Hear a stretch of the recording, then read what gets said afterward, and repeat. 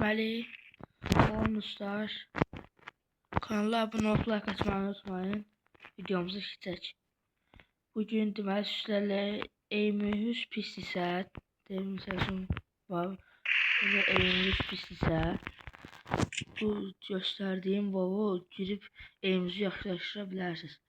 WoW-un kodu 62 31 676. Burada her şey var.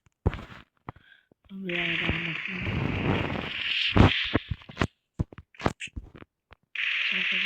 siz de onu patlatarsınız. Sonra burada daha çətin var. Daha çətin istəsəniz. Yani ben onu halledeyim. Burada da bunlar sırası patladı. Bunlar da böyle patlatırsan her tarafa çıxır. Bu refleksi geliştirir. Böyle de bulmaq olar ama böyle. Buran lazerlə oynamaq olar, yaxşı. AVM ilə oynamaq olar. AVM ilə yaxşı olur.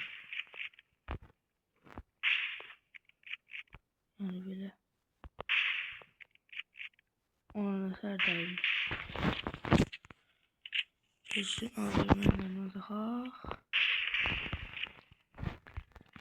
Gördüğünüz kimi burada evimizi yaşayabilirsiniz.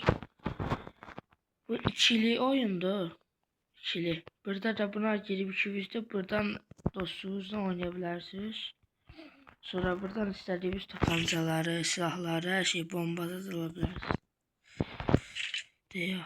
Mesela için ben buradan alırım. Sıkarım. Sıkarar taxırıq optiksi. Yeri yatandan sonra belə gedirəm, amma mən yeri yatmıram. Yeri yatanda etmək olar ki, istərmiş. Amma belə edəndə gəlsin, qaçdı.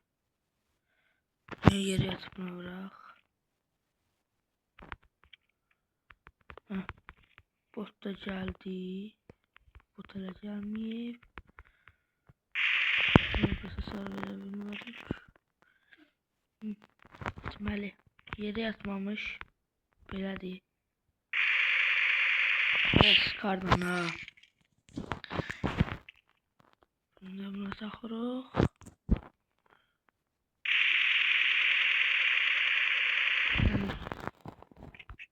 M4'te de görürüz de fərqi.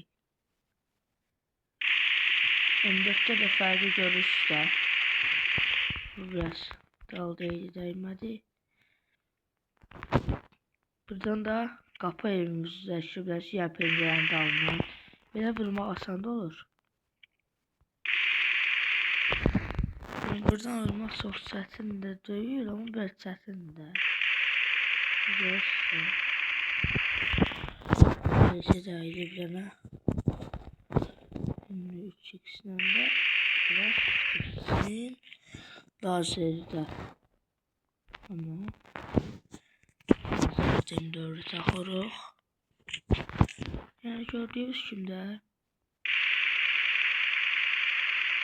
burada evimizi yükləndirə bilərsiniz. Və keçirik. Bundan sonraki video güvənlə demişdim. Bundan sonraki video deyib ambar oynayırıq. Ambar videomuzu keçək.